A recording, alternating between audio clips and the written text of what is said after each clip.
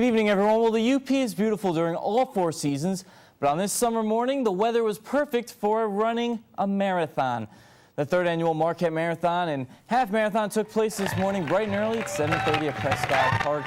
Over 196 runners competed the marathon, while 333 completed the half marathon, and 12 relay teams were involved in the run. The athletes ran through the parks of Marquette, the rocky and scenic woods, and the bike trails along the lake.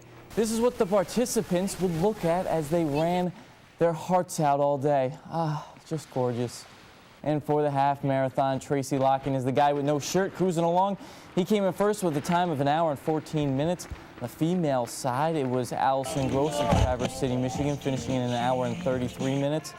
On the marathon side, Christina Mishka of Hancock finished first on the women's side with a time of 3 hours 13 minutes. And on the men's side, it was Matthew Paulin of Barra, Ohio. He finished first on the men's side with a time of 2 hours and 44 minutes. When he crossed the finish line, he was cramping up and couldn't stand up for a while, but winning his first marathon was a big accomplishment for him, and he did it for someone he loves.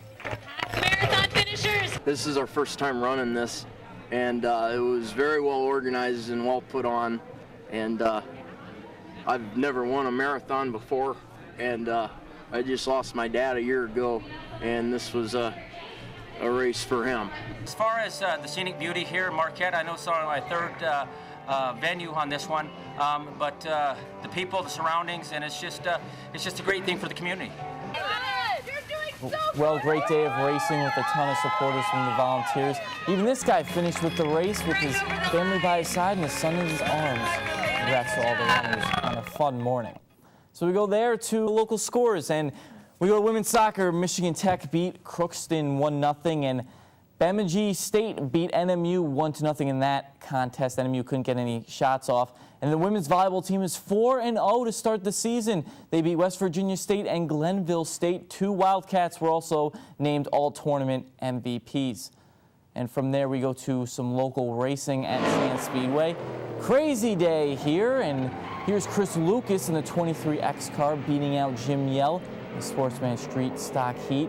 Remember, you're going to hear that name Yell a lot throughout this. Then the 35-lap 16-car Street Stock feature began, and mayhem was crazy. Second lap, scary moment as Terry Royer's number 7 car goes on top of number 84, Daryl Workala's car, and creates this crash. Daryl was okay, and then from there they had to bring Terry's car down, and he would continue the race. But the 84 car, well, didn't survive all that damage.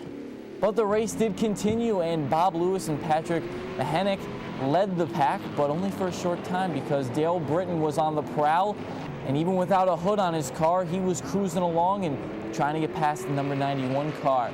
And then Britton met up with Jim Yell, and Jim's going to come across here and sweep right across Daryl. Took off some of that body work right there, scary moment, and he'd have to leave the race and would not continue.